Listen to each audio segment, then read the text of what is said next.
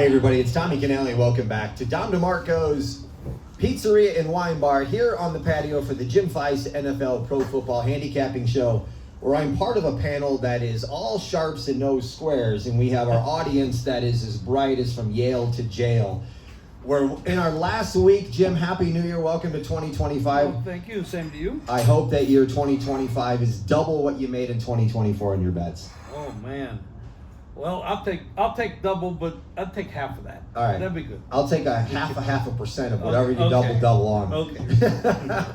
Let's introduce our panel. One is new, one's back with us. The one that's back can be heard on Fox Sports Radio. The author of The View from the cheap seats and has held media credentials with the Tigers, Pistons, and Lions for many years, Bernie Fratto. Bernie, how are you? Hey, Happy New Year. Thanks for having me back. And I may not have gone to Yale, but I'm no high school dropout. I did go the full 6 years. But at least you weren't in jail. And joining us is a professional handicapper and owner of Logical Approach, in which he has provided handicapping information, including newsletters, selections, databases, and other materials for the past 3 decades. Andy Iskoe. Andy, welcome to the show. It's a pleasure to be here, and I was thinking music when you first did the introduction about all sharps. I was going to say no flats. There you go. I like that. That's my Well first played. music bit of the year. Well played. Jim, let's start off. We're in our last week. A lot of bonuses are out there, a lot of playoff implications this week. 3 division titles, and the NFC's top seed is at stake in week 18. We head into this. One contender was projected, the Lions. The other, the Vikings, I don't think anybody saw coming at the beginning of the year, or anybody thought they'd even be in this position to actually get. 6.5 was their season win total. 6.5 season win total, and a chance to be the number 1 seed. Yeah. The loser could be as low as number 5, number 6 seed in this NFC side. Correct. What do you like in this game, if anything? Because last I looked, it's Detroit -3, and the total's 56. Well, first of all, it's really tough to beat the Lions anywhere. It's really much tougher to beat them when they're at home. But they are banged up, and we all know about that. They're getting some defensive players back, maybe not at 100%. It's really hard to call. Minnesota's just playing at another level right now. Nobody expected it. Darnold is just, that just proves that you got to give these guys a little bit more time to develop into who they can be, which we can get. That's another subject we can talk about. As far as the game is concerned, I like the over. Okay. I think it's going to be a super high-scoring game, perfect conditions on the carpet. They both know how to play on the carpet.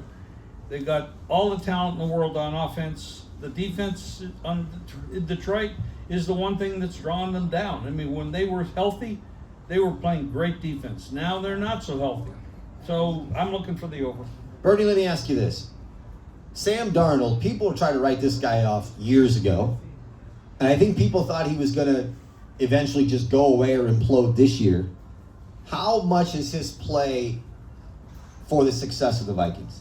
Tremendously. It's a great fit with their OC, their head coach, Kevin O'Connell, who's an offensive genius. Just ask Sean McVay and his effect on the Rams. And they won the Super Bowl 3 years ago. The football is played in 3 phases, and the Vikings are very good defensively, very good on special teams, and very opportunistic offensively with all kinds of weapons. The key to this game, unfortunately it doesn't matter much. The winner will get the number 1 seed. And if you don't think that matters, the last 50 number 1 seeds in the National Football League, 26 went to the Super Bowl. 9 won it outright.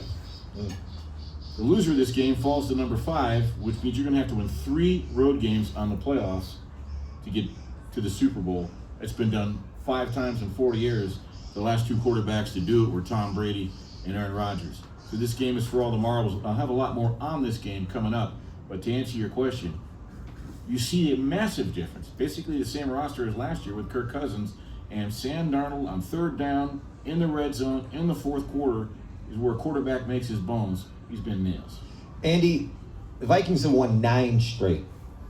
I think if they win this and get to the 1 seed, anything is possible. I don't like Detroit being banged up going on the road trying to get to the Super Bowl. But what are your thoughts of the Vikings winning 10 straight to get this 1 seed? Do you think they can do it? I cannot argue with anyone who wants to back either side in this game. I mean, Okay. at 14-2, I mean, we've never had a number 5 seed with 14 wins in the season, and we're going to have that this year. And as far as, I'm such a big believer in Dan Campbell. By the way, Detroit's both of their losses this year actually were at home. Early in the season, I think to Tampa Bay, and then the recent one to Buffalo.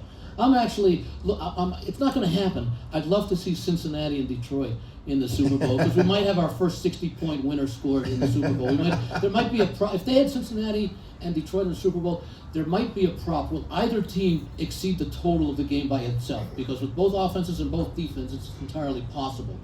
I agree with Jim on the over in this game. I can see both teams having a great deal of success, especially the matchups. You've got Detroit with an outstanding offense going up a pretty good Minnesota defense. That might be the concern for backing the Lions. But on the other hand, the Lions defense is going up against a Minnesota defense that I think a Minnesota offense rather, that has surprised a lot of people all year. Mentioned 6.5 total wins, well, they're going to more than double that. They've already have more than doubled that this year. But I just don't like going against Dan Campbell. Since the middle of 2022, his Lions are and this includes this year, 36-10 straight up. Now you would normally think with a team that's 36-10 straight up that their point spread record might be slightly above or slightly below 500. How about 34-11-1? Not only that, but let me also point out, both of these teams this year, 14-2, they're also both 11-4-1 against the spread, both of them. So they've been playing excellent football, being asked to do a lot in terms of the line, and yet they continue to exceed the line and make money for their backers. So if anyone wants to play Minnesota, they're saying, hey, I've cashed so many times this year. If they want to play Detroit, same thing. What are the Lions in their last 4 weeks against the number, though? Not very good. Everything has a context. Everything has an algorithm, Andy. Yeah. We're going to get into that because I'm still plugged into my peeps in Detroit. No, I am concerned about Detroit injuries, which is why I'm more inclined to look to the over than I am to because I don't think the Detroit offense, Detroit's going up against a better defense, but I think they're still going to score points. But I think Minnesota will score an above average number of points that they would against a typical defense with what they're facing the Lions. I said this last week, Jim, and I still believe it's true. For Detroit to get deep and get to the Super Bowl, they need the 1 seed, they need the bye, they need another week to get their guys a little bit more healthier, and to have home field. I don't like Detroit getting to the Super Bowl if they're the 5 seed, having to go on the road multiple games, playing back-to-back, and these injuries will eventually catch up to them then, I think so. There's no question. The injuries have crippled this team. I mean, they were playing great defense before they started to get hurt, and it was cluster injuries in the same, on the same side of the ball, and then they lost the running back as well. Getting the home field will really, really help them because they need time to get that injured defense back in shape. NFC South. Tampa had control until week 16. They take a loss to Dallas, but Baker throws 5 touchdown passes in a rout over Carolina. Atlanta was holding their own destiny, just had to beat the Commanders, and they lose in overtime, so now it's Tampa who has control. They just need to beat New Orleans, and then they're in the playoffs because they're going to win that division with a 1-game lead. The line has gone from 14.5 to 13.5. I think it's too many points with the Saints. What do you think? Well, I'm not worried about I bet Tampa Bay will get to win their division at the beginning of the year, so I'm happy with that situation right now. And a fruit basket has to go to Raheem Morris, for the way he handled the timeouts against Washington, because they easily could have won that game if they managed the game a little bit better, and then Tampa would not be in a position to get there. Tampa should win the game, whether they want to crush the Saints, who are not very good, but they could also back off because they know they're going to have a game in the next week against somebody that's pretty tough. This is true. And then on the flip side of that, Atlanta has Carolina this week.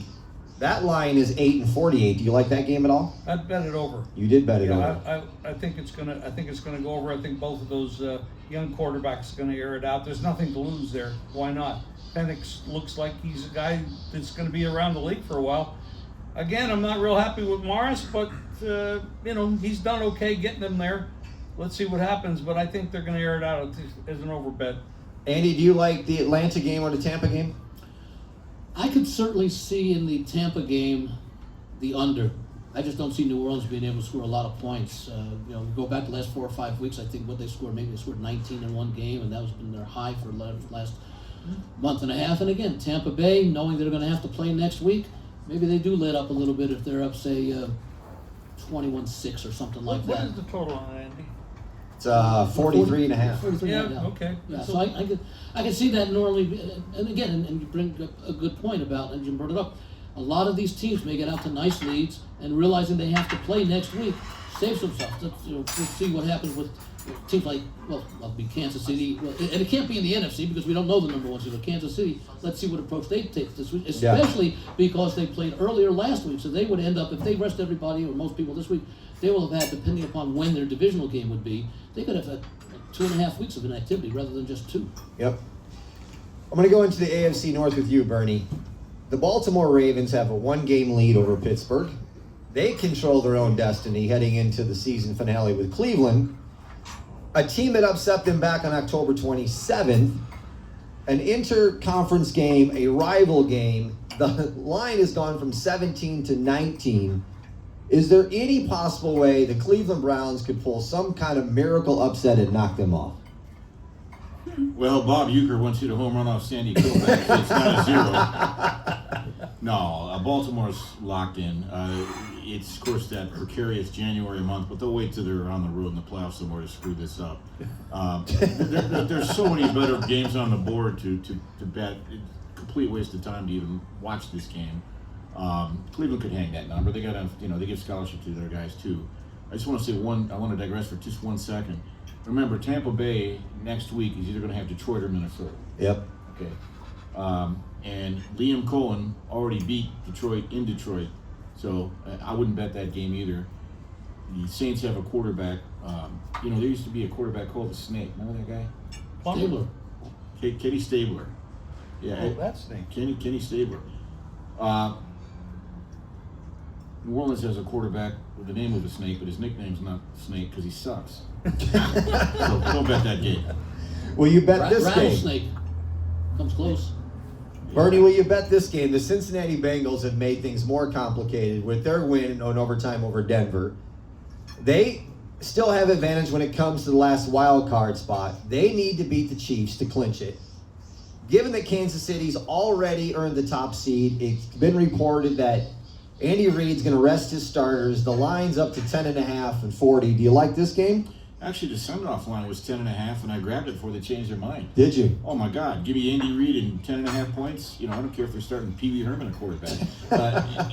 Carson Wentz, he can play a little bit. Okay, the 1 game affair, he's going to want to play. The Chiefs have, Crackman and I were talking about this last week. The Chiefs have a 53-man roster of a bunch of talented guys.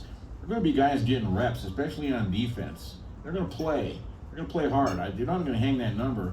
I think there's a chance they could win outright. I'm not predicting that. But yeah, that's my favorite game on the board this week. Chiefs plus 10.5. What about you, Jim?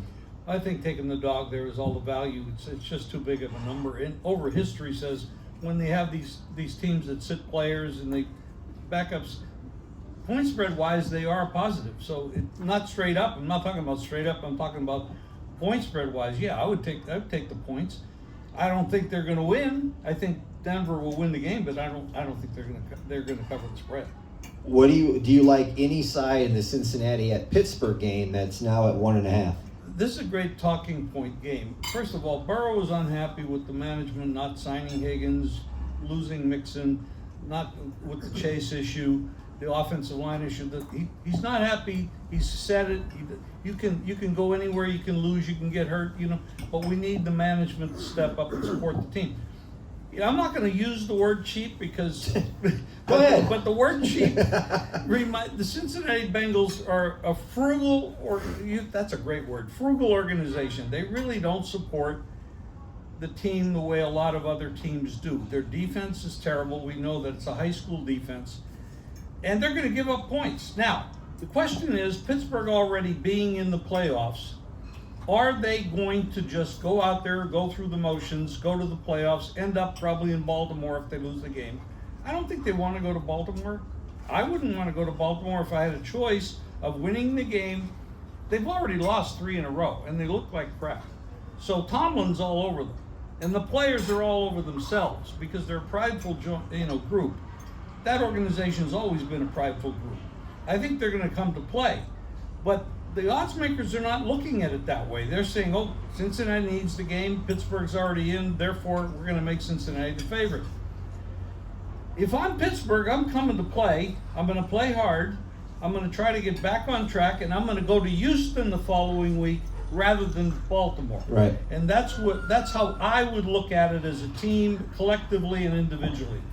Andy, we talked about this before the show started, so let me Excuse go me, to by the way, let me just add one thing that Jim brought it up. Denver. There were two kinds of must-win games. Must-win games and must-win games. By that I mean Denver must win to make the playoffs. Pittsburgh is already in the playoffs. Their season's going to continue. They, quote, must win if they want to improve their position. But that's not a must-win. To me, the definition of a must-win game is if you lose, there are consequences. The consequences basically being your season's over. You've been eliminated. Andy, for this Pittsburgh-Cincinnati game, we talked about players playing for bonuses right now in the last week, and we talked about some other teams. But in this game itself, Cincinnati and Pittsburgh, are there some guys that could be playing for some bonuses that could make a difference in this ballgame? That's something that I've not looked at yet. I usually do that late in the week, on the final week, because I'm so busy trying to sort through the scenarios and trying to get an idea of what the teams are going to do as far as people are playing. But I know, Jim, you mentioned a couple of ones earlier for some of the other teams that may not necessarily be in playoff contention, but they certainly have some big paychecks awaiting them if they reach certain levels. From what I understand, Evans for Tampa Bay, if he gets a certain number of yards, he gets a $3 million bonus. And Baker Mayfield asked about it. He said, if we're winning, he's getting his yards. Okay? Geno Smith, now these are things that I'm hearing. I haven't verified this. But he's got 3 different things that he could get bonuses for, and it would add up to $6 million. Oh. I mean, and that line has gone from what, 3 to 6? There's a reason this line is going from 3 to 6. There's some reason he's going out there to play. And I mean, there's bonuses all over the league. And I don't know them because I haven't, like Andy, I haven't had time to research it, but I'm hearing these things, and I think the odds makers already know some of them are already priced. Bernie, do you like either side of the Cincinnati-Pittsburgh game? No. It's a stay away game for me. Couple things. One last statement about must win. I have never believed that must win is any impetus to bet a game, because in the National Football League, 31 of the 32 teams will lose the game. They must win. Only one's going to win the game. They must win at the end of the year. That's it. Number 2, if you watch the last quarter and the last 5 minutes of the Cincinnati game last week against Denver, you're ready to kill yourself with a chainsaw with the stupidity that made Mike McCarthy look good. What the hell are they doing? First, Chase Brown doesn't get out of bounds with 2 minutes to go. Then after Burrow, they take a timeout and they're allowing Denver to stay in the game. Then this Chase Brown, I don't know where the guy went to school. They had to rescind his diploma. LSU. Yeah, I knew that. Thank you, Andy. Yeah. Right. Not a good look for the LSU academic group, and I hope you're watching this. He runs a toss sweep, and he decides just before the end zone, like the knucklehead who can't decide whether to slide into second base, so he does a half stand-up slide and breaks his ankle. And to what? Save 3 seconds after Burrow just... You idiots. And then Burrow runs it in the next play. So Cincinnati will never get any of my money the rest of the playoffs. It's not the same Lou Anarumo defense of a couple years ago. I love Joe Burrow, but he's not the whole team. And one last thing. For me, the number one premise in handicapping is try to find strength versus weakness in any individual week. You can make a case for both sides here, so it's a big pass for me. Any questions out there? Where we've gone through a few games already. Yes? 2 questions. Go ahead, so, Chris. With Dan Campbell's decision making, is that going to his aggressive decision making? Is that going to play a role in how you see the playoffs shaking out for the Lions? Second question: Rams being healthy, how do you see them in the playoffs? I don't think the Rams are a very good team. I agree. I first of all, let's look at Stafford. He's been around about 16 years, which makes him about 38. Yeah, 38. Something like that. You're just a year older than him. Quiet. Be nice. It's did. a new year. You can't be as mean as you were last No, year. it's only 1 year. That's the offense just hasn't clicked. They didn't look good against the Giants. They didn't look good against Arizona. They lost to Miami at home. They lost to Philly at home. I mean, obviously, those 2 teams are not terrible, but they just haven't looked good. Their defense is looking a little bit better. I'm not a big fan of the Rams, the way they're playing at this Look point. at Stafford's numbers in the red zone the last 7 weeks. Hideous. What about his question with Detroit? Well, Dan Campbell's aggressiveness. Well, Well- it's 50-50. I mean, when He's not going to change now. you know, No. he is who he is. That's why they've been winning the last couple of years. The players love him. Could be I mean, why that- they lost last year, though. Yeah, he And cost now them. Probably was. He And he does was in a, that. he was in a therein similar lies spot the last week. conundrum. Yeah, go ahead.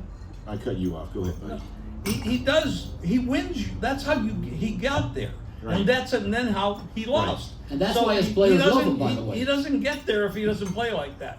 And I then, got my phone blew up Monday. For those of you who don't know, I covered the Lions for 14 years, Detroit, pre and post, 1998 to 2008. I'm still very much plugged in, still got a credential. So I talked to the great Chuck Edel. He goes, "Is Dan Campbell going to do this?" I go, "Yeah." You guys, if you're asking the question, you don't know Dan Campbell, and I didn't say to Chuck that, but so Chuck talked to a good buddy of mine. He said, "Look, we are not going into that game giving anybody the impression we're playing scared, we're worried, we're playing out to lose, or we're all of a sudden going to be cautious because someone might get hurt. No, that is not our DNA. That'll never be in our DNA."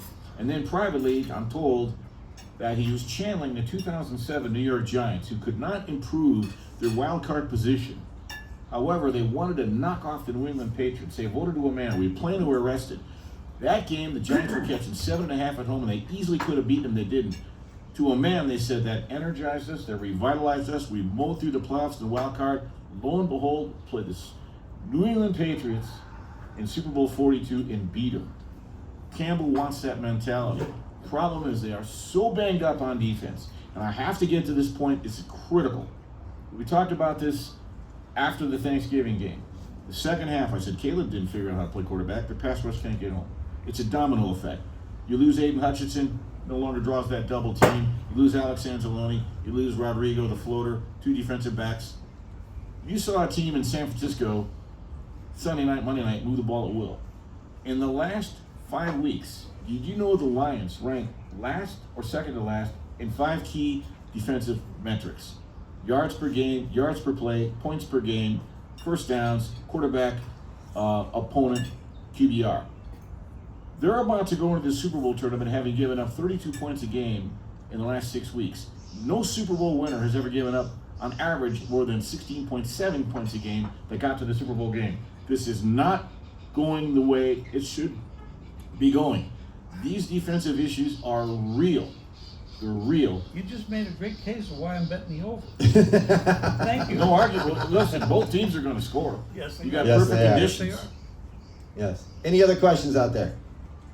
Do Ray. you feel that since Ohio State is at just plus 130 right now, it would be the proper time to grab them on the futures to win it all, considering the spread facing Texas 6 and then walking into who knows what the championship? Do you think that's a good value?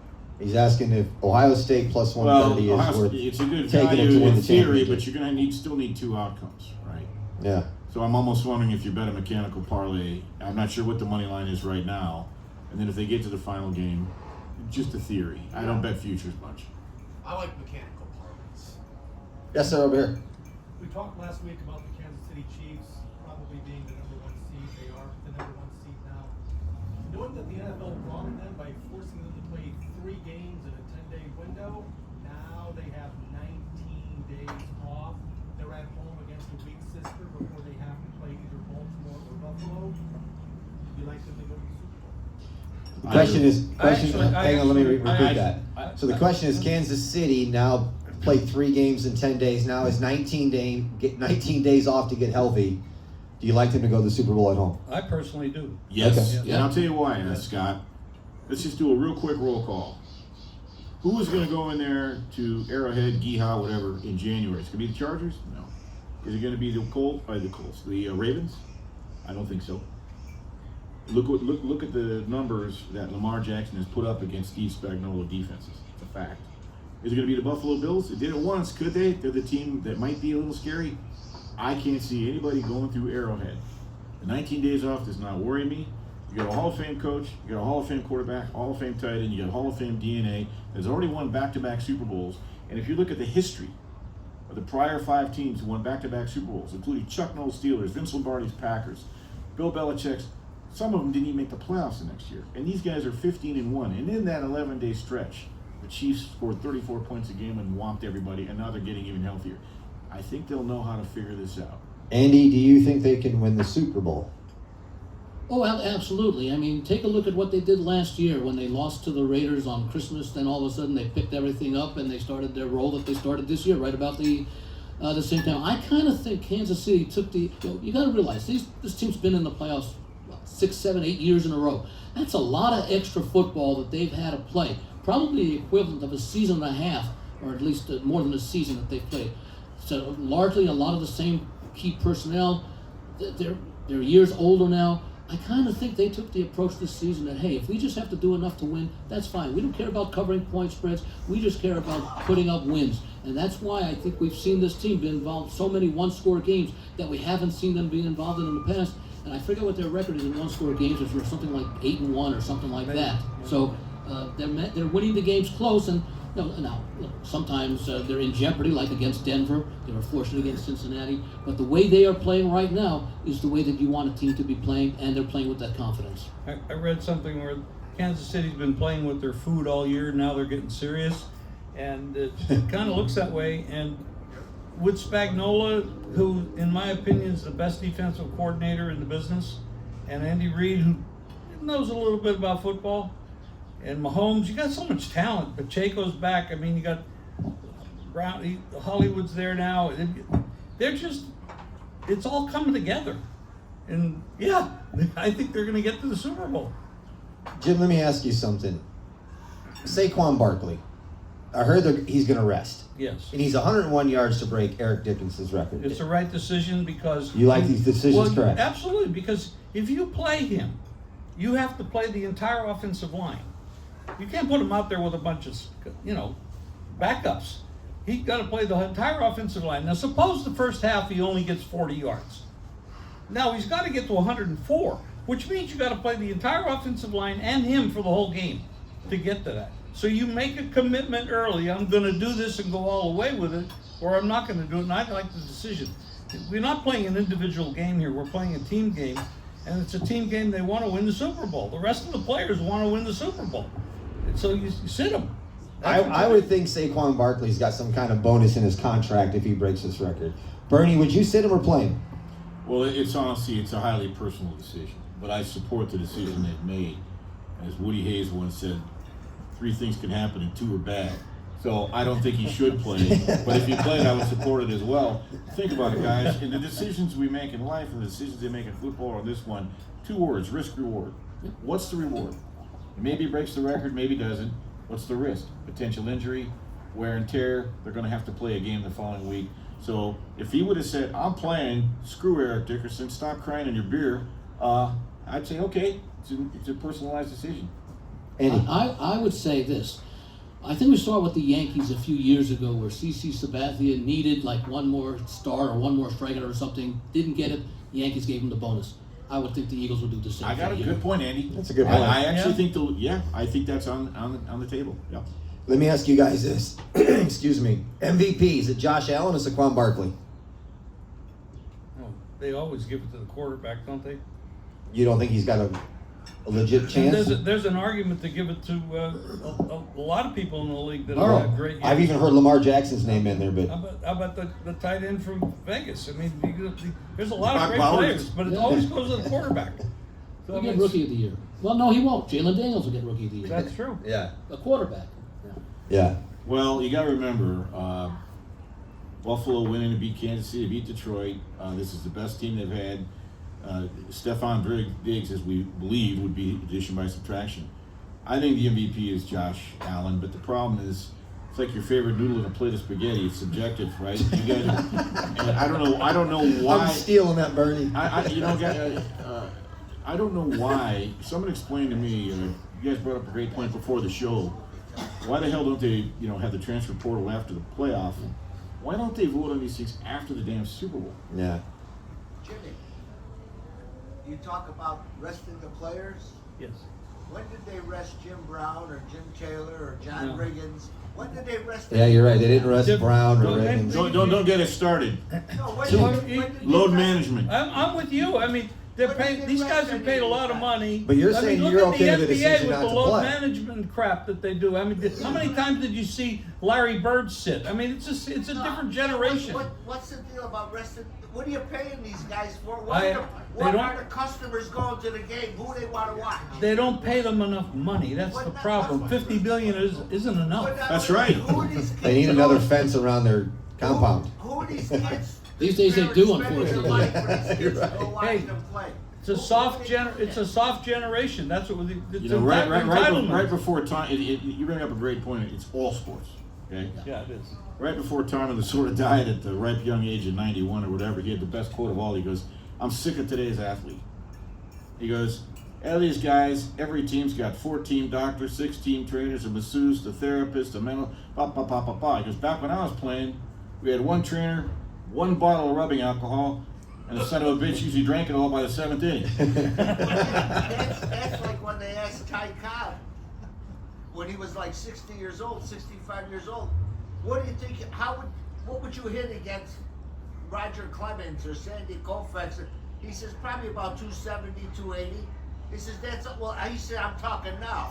He said. Right, I'm 75 years old. Yeah. But I'm just saying. Ray, I think, had a question. When do you rest players? I don't understand. When the season's over.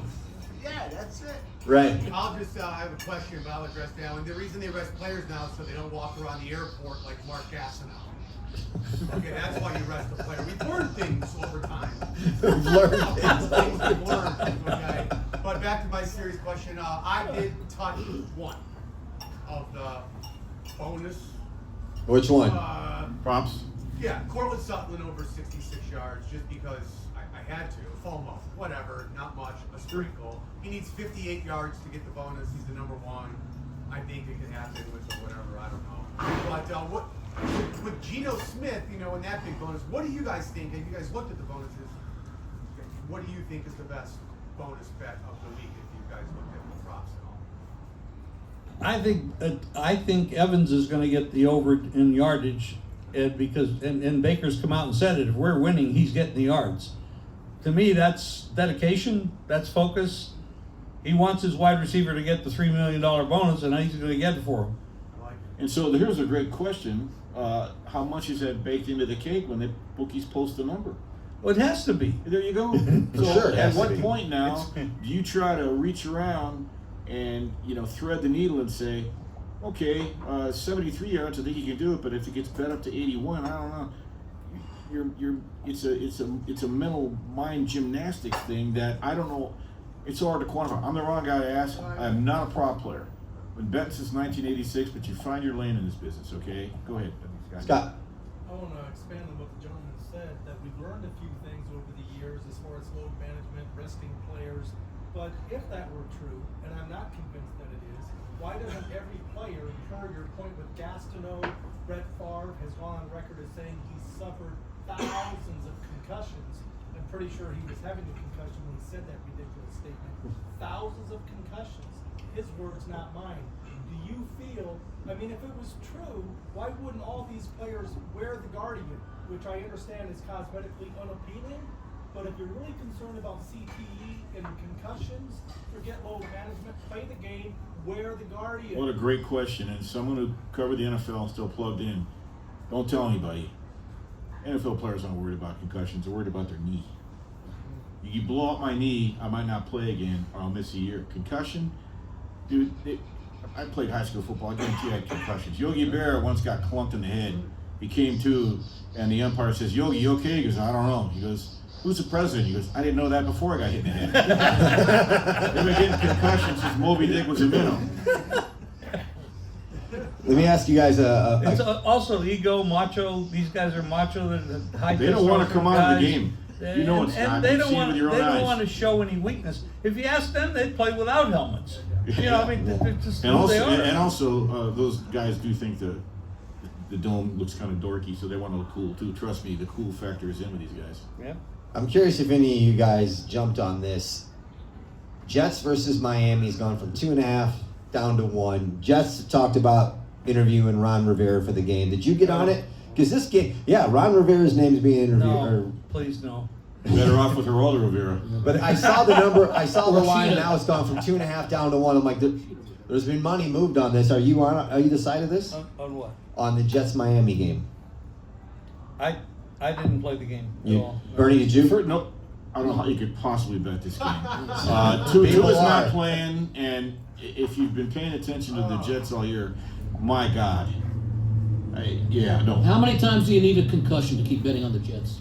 Yeah, I mean, Thousands, They've Andy, lost, thousands. They've lost a ton of money this year for people. As Every favorites, week no they less. were betting on Between it. them, Tennessee, and Cincinnati, Yes. Elon Musk would be mowing my lawn if I had some of that money back. What about the Bears? You want to throw the Bears in there too? You really had to go there. Excellent job. Good night, folks. I can't take it anymore. Bears going to Green Bay. I mean, Green Bay's laying 10 now. The over/under, the total's 41. When's the last time the Bears won? How many would they lose in a row if they lose this? 11. 11 in a row. I think there's a big question about Caleb Williams and whether you can coach him up to know what to do. If his first read isn't there, he has to figure out how to look for a second read without getting sacked. He likes playground football. That's all he's ever been allowed to do. Andy? Yeah, Green Bay's defense might be able to score enough to cover this game, but I think there are better games out there. I mean, the line seems about right. It's hard. I mean, look, you want an example, I guess, and it's different because we were a home team last week. We saw the Giants at least come to play with absolutely nothing to play for, but they were looking to end that 10 or 11 game streak. They were looking to avoid becoming an 0-9 team at home. Now the Bears, of course, are on the road, but you'd have to think they're going to show up to at least want to end that long losing streak. But the question is, can they? I'm not sure they can. You can't practice amateur psychology without a license. You don't know what these teams are thinking. This is the week that's classic situational handicapping. Exactly. You look for who's playing, who's not, who's motivated, who's not, and it's really almost impossible. I like the Chiefs. We should be looking ahead to Wild Card Weekend. Just go back the last 6-7 years and look at how the Dogs have performed on Wild Card Weekend. Am I right, Scott? If you really want to find value, you really want to find opportunity to make a little money, be a little patient, right? If you're hell-bent on betting, fine, but at least some of these games you have to try to read coaches' minds and players' minds and who might do this or that. It's very hard to do. To your point, I was going to just mention, we've been doing this for about 35 minutes or so. I don't recall anyone coming up with a rushing passing statistic or something. I think there may have been one reference. It is all about situation and trying to see. Unfortunately, we're also trying to assume that they are going to appropriately understand the situation to make the proper decision, because some decisions are basically just one-sided. That's not always the case, but I think that this week, it's almost like the first week of the season, where we know as little at that point than we're going to know the rest of the year. That's all compensated for in this week. Jim, what game do you like the most? The total. The Minnesota-Detroit game over. I like the Panthers game over. Those two totals are my two favorite plays. Bernie, do you like any game over? Yeah. Oh, total-wise? Yeah. Not yet, but I'll probably ride Jim's coattails on the Lions game because he's been just nails on those. What about lines? Spreads. I did. 6 days ago, I did grab the Vikings plus the 3 on principle. Okay. I don't feel great about it, but I think here's the deal. I think if they play this game 10 times, the Lions probably win 6. That's pretty narrow.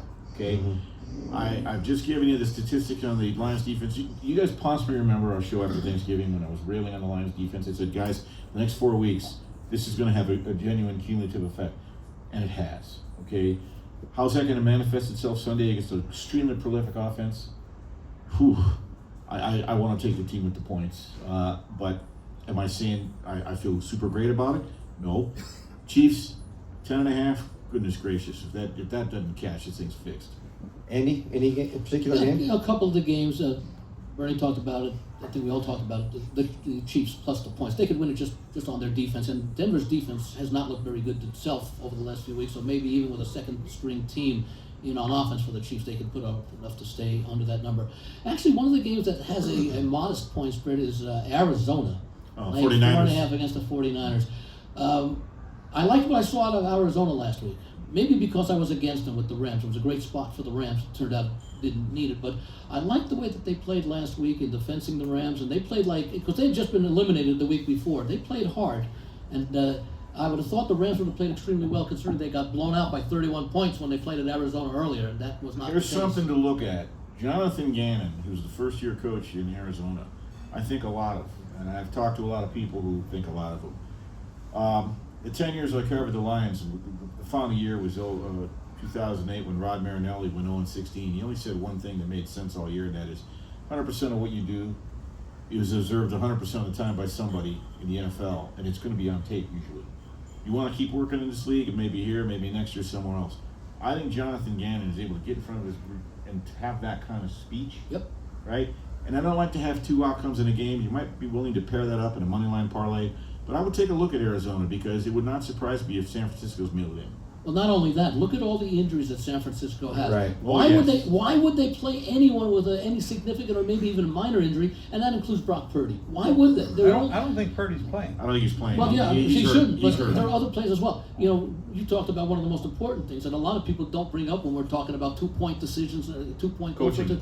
Well, no, the risk and reward. Yeah. You know, if the risk is your season over, your game is over, you may want to take your chances in overtime, because at least in overtime, for example, you've got a chance to win the game. Now, it may be different in situations where the team is just gassed and there's a big play that got you into touchdown and the defense figures to be all upset or whatever when you're going for the 2 points. But in large situations, you need to balance risk with reward. You may not always get the reward at that point, but if you take the risk and you don't get it, that's the end of the story. Crack, is that game at 4.5?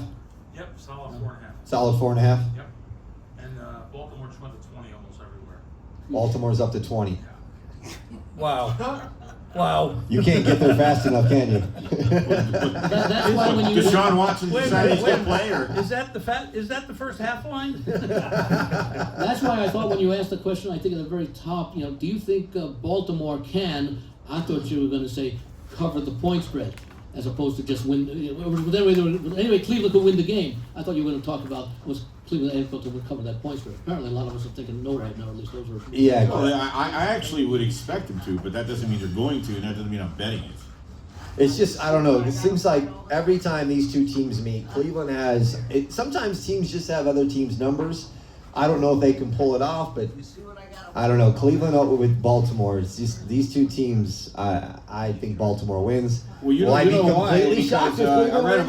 about No. it in all the papers. There was a team that left in the middle of the night Cleveland and moved to Baltimore. Correct. You go to the wrong bar in Cleveland and bring it out. It could be a long night. Or walk in with the Ravens jersey on, you may not come out. There you go. Any other questions out there? Yeah, how come nobody brings up the coaches? Which coaches? I We brought talked them about up some twice. coaches. I brought up Cincinnati's Who do you coach, and I think brought wins these games? Well, the obviously, players. The players win the game. I've said for a long time No, that no, coaching has to be looked at into the point spread. I look at it heavily when I'm looking at college Let's hoops. touch on some, and that's why the Chiefs. I was ready to drill somebody all year long. Oh, the Chiefs are lucky. They're this or that.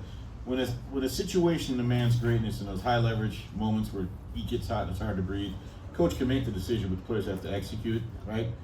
So coaching matters a hell of a lot. But in the words of Pete Rose, coaching football is like driving a stagecoach. Without the horses, you ain't going forward. You That's can in any put sport. any rain on Jacksonville. Yeah, but that's in any sport. Well, we're just talking football You can say here. that in almost any sport. Well, let me put it to you this way, because I've come up now with the term for True. when a coach makes a dumb, boneheaded decision that everyone knows is the wrong decision. It's now going to be known as an Eberflus. Okay, you keep saying how, Still got the timeout in his pocket. you keep thinking how good a coach Campbell is. Okay. Okay, he is. Why do you think Detroit wasn't in the Super Bowl last year? Well, because of him. But why did he? Because of who? But we But don't why- know. Whoa, He made- wait, he made- you don't know. He made a mistake. He might but not have even been. But it's those type of plays that got him there. Exactly. You That's- can't cherry pick and selectively pick one play out of a bucket over a 3-season. Look, dude, I covered that team 10 years. For a guy to come in and do what he's done, he's walking on water. He's the reason they were there. Now, you might not like that one call, okay? But if it had worked, we'd be having a different conversation. So you can't say that that's the only reason. Bernie, here's the thing. He that's his style. He's not going to change. No, he's not changing. You win and lose with that style. Scott. I want to get all four of your predictions. And then I want to get them at your great analysis. Coaching, we're talking about coaching. People forget the Chiefs had 2 wins when Andy Reid came to town. He wants to know the prediction for us Look four at to win the Andy Super Bowl. Reid's pedigree when he was in Philadelphia with McNabb and all that. This guy can coach, and he's maybe the greatest coach ever. You take away Belichick, Brady. Well, Andy Reid is one with a lot of quarterbacks. Bernie, and Andy Reid is a genius. He played football at BYU. Are you saying under that Bill They Edwards. still don't talk about the defense. Spagnuolo is Oh, the thank you. best No. Thank you. defensive Bernie, coordinator in the I business. wanna- Are you saying that, Jim? Are you saying the Chiefs win the Super Bowl? Yes. Yes. Bernie, I want to ask you, what was Dan Campbell's record his first season, about 13, 14 games through the season? I don't know. Oh, It was like they- 0-10-1 or something? They were talking about firing him, and we knew that wasn't going to happen. Sheila Right. Ford-Ham said, "No, we got Right. the right guy." Yeah, he started out. It was the first 2 seasons, Andy. Yeah. It was Well, I rough. know It was he like, was oh, 0-10. it was Yeah. bad the first season, and then they were like 1-6 the second season. And that's when they started that run late, and they knocked Green Bay out of the playoffs, Yeah, I think, yeah, that year. yeah. And what he's done since. Yes. Andy, do you Well, look think- at Jimmy Johnson in Dallas. His first year, same Yeah. thing. Andy, who do you think wins the Super Bowl? It's hard not to like Kansas City. I have to say that at the start of the season, I think I may have had Detroit against Buffalo, which is still possible, although I'm a little bit more concerned about Detroit than I am Buffalo, because the AFC is going to be a tough road with the teams like Kansas City and Baltimore. But we've seen Kansas City beg to lose 7 or 8 games in a row this year, and they managed to finally lose in that shootout against Buffalo. I just can't bet against this team. I have to go with them to win the Super Bowl. You said the Chiefs. I think the Chiefs are going to do it because they know how to do it. They got the right coaches, and I am a big coach guy. At the right moment, and we saw it the other night with Raheem Morris. Not that he's in the same quality, but if you've got a coach that's making the wrong decisions, it's going to bite you in the ass. Correct. You know, this scene here, I think it's my buddy Bernie. Remember the court scene when the judge this year got jumped?